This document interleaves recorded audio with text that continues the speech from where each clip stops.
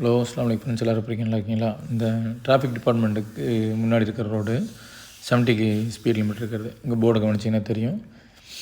ஓகேங்களா? இந்த sign board நிறைய கவனிச்சாலும் ஈஸியாக இருக்கும் பாருங்கள். 70யோட speed limit. Centre left shoulder பார்க்குறோம்.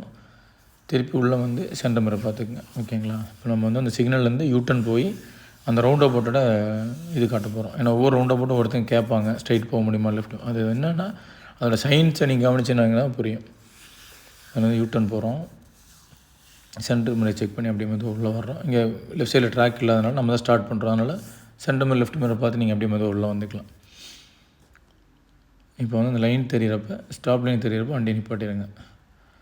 இதோட எண்டு அந்த இன்டர்லாக்கோட எண்டு இருக்குல்ல, இந்த சிக்னல் ஃபஸ்ட்டு போர்டு, அதுக்கப்புறம் செகண்ட் போர்டு, கார்னர் இன்டர்லாக்கோட எண்டு வந்ததுமே நம்ம ஷோல்டர் தாண்டதுமே அப்படியே மெதுவாக ஃபுல் டர்ன் பண்ணிடலாம்.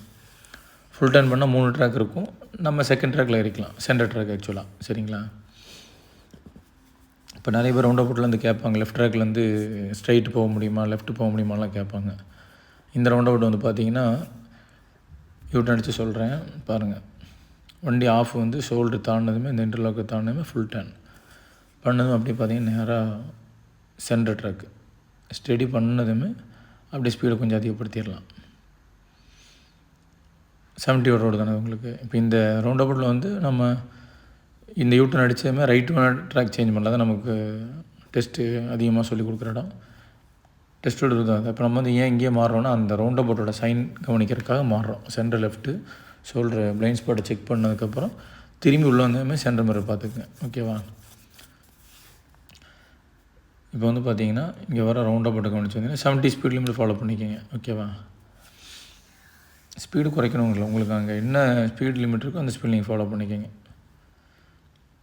அதே மாதிரி இந்த ரெசிடென்ட் ஏரியாவுக்குள்ளே போயிட்டிங்கன்னா 40 தான். எல்லோ லைன் இருக்கும், கவனிச்சிங்கன்னா புரியும். எல்லோ லைன் இருக்கிற இடமெல்லாம் அதிகமான வந்து 2 வேவும் இருக்கும். ஒரு சில இடத்துல ஒயிட் மார்க் இருக்கும், ரொம்ப ரேரு. ஆனால் 2 வே இருக்கணும்னா கண்டிப்பாக எல்லோ லைன் இருக்கும். சைன் போர்டில் நிறைய கவனிங்க. அதிகமாக சைன் போர்டு கவனிக்காதனால தான் இந்த மிஸ்டேக் போடுறாங்க. இந்த கவனிக்கிறது இல்லைங்கிற மிஸ்டேக்கு. ஓகேங்களா? இப்போ வந்து பார்த்தீங்கன்னா பாருங்கள், இதில் ஸ்ட்ரைட்டும் லெஃப்ட்டும் போகலாம். சென்டர் ட்ராக்கில் பாருங்கள், லெஃப்ட்டும் இல்லை, ஸ்ட்ரைட்டு மட்டும் தான் போகணும்னு போட்டிருக்கு. புரியுதுங்களா? பக்கத்து ட்ராக்கில் நிறைய பேர் லெஃப்ட் வர போவாங்க. இந்த சைன் இருக்கிற இடத்துல நீங்கள் லெஃப்ட்டு போக முடியாது. இதுதான் மெயினாக பார்க்குறது. உள்ளே வர 30 km ஸ்பீடை ஃபாலோ பண்ணிக்கோங்க. அப்படி மெதுவாக எக்ஸிட் கொடுக்குறோம். ரைட் எக்ஸிட் முடிச்சிருச்சு. லெஃப்ட் இண்டிகேட் போட்டு வந்துட்டுருக்குமா, செகண்ட் எக்ஸிட் முடிஞ்சால் ரைட் இண்டிகேட் போட்டுருங்க. இப்போ ஸ்பீட் அப்படியே இன்க்ரீஸ் பண்ணிக்கோங்க ஒரு 40. அப்புறம் ஸ்பீட் லிமிட் தெரிஞ்சதுமே 60 பண்ணிக்கோங்க. 40 அப்படியே மெதுவாக வரும். சென்டர் ரைட்டு ஷோல்டர் இந்த இன்டர்செக்ஷன் இருக்குது பாருங்கள், இங்கே ஏறக்கூடாது. இதை தாண்டினதுமே ஏறிக்கலாம் பாருங்கள். ஓகேங்களா?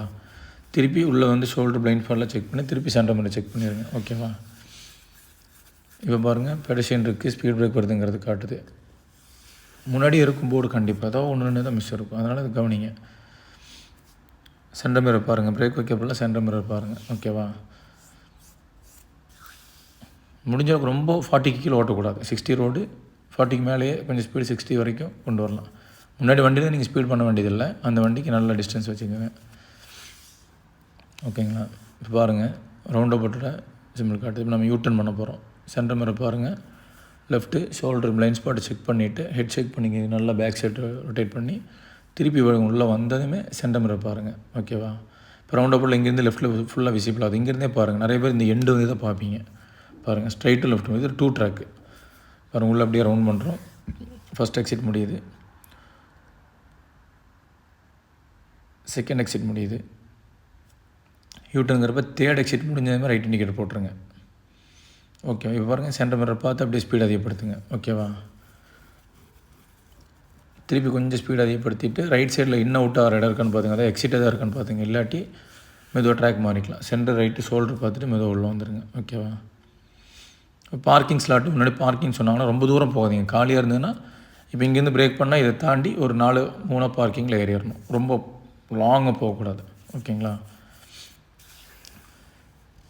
இப்போ வந்து பார்த்தீங்கன்னா கவனிங்க, இதெல்லாம் ரைட் ஹேண்ட் போகிற இடம் இந்த போர்டு இருக்குது, கவனிக்கணும். இப்போ நம்ம வந்து பார்க்கிங் பண்ணுறப்ப பாருங்கள், எந்த ஸ்லாட் நமக்கு ஈஸியாக இருக்கோ நீங்கள் முன்னாடியே அந்த ஸ்லாட்டை ஃபிக்ஸ் பண்ணி ஒரு 3-4 பார்க்கிங், அவ்வளோதான். ரொம்ப தூரம் இழுத்துட்டு போகக்கூடாது. ஓகேங்களா?